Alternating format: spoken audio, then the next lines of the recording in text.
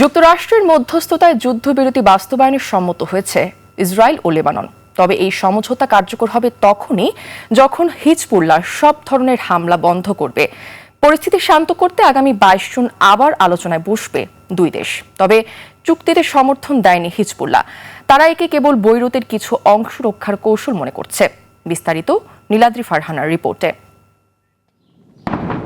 টানা 3 মাসের বেশি সময় ধরে চলছে সংঘাত।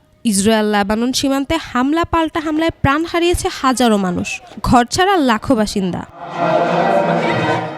এমন পরিস্থিতিতে নতুন করে যুদ্ধবিরতি বাস্তবায়নে সম্মত হয়েছে ইসরায়েল ও লেবানন। যুক্তরাষ্ট্রের মধ্যস্থতায় হওয়া নতুন সমঝোতা অনুযায়ী হিজবুল্লাহকে সব ধরনের হামলা বন্ধ করতে হবে। পাশাপাশি দক্ষিণ লেবাননের লিতানি নদী থেকে সীমান্তবর্তী এলাকা পর্যন্ত তাদের যোদ্ধাদের সরিয়ে নিতে হবে। নির্দিষ্ট কিছু এলাকায় শুধুমাত্র লেবাননের সেনাবাহিনী নিরাপত্তার দায়িত্ব পালন করবে।